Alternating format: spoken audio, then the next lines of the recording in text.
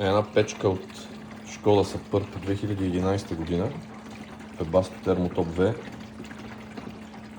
Колата дойде, беше се заключила печката от неуспешни стартове. Отключихме печката, но реално запалено, палеше страшни пушици и при работата си също продължаваше да пуши. След отваряне на печката се установи, че горелката е в изключително лошо състояние. Се вижда, направо е смляна. Печката е напълно рециклирана, сменен е целият горивен елемент, балансиран е вентилатора. Сега ще я запалим, да видим как ще запали, ще има ли пушици.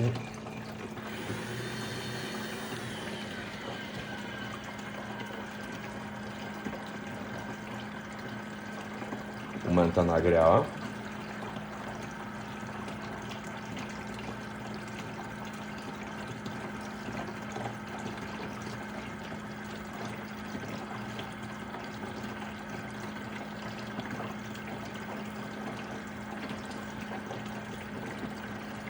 Всеки момент трябва да пали.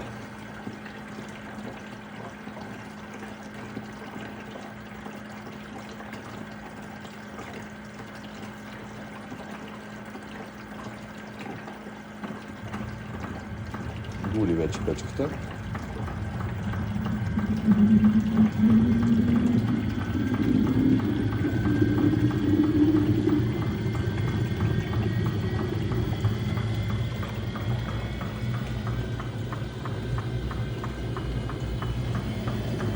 Няма абсолютно никакъв пушек.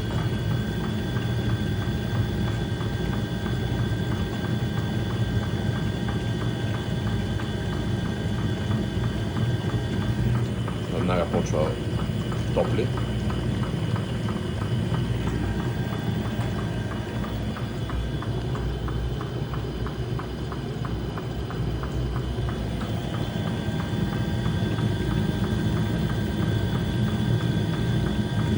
Доста добра печка, слага се и на Тауран, и на Ауди,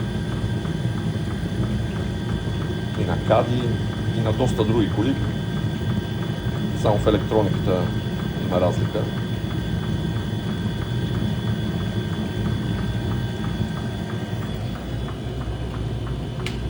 Няма никакъв пушек. Евро 6.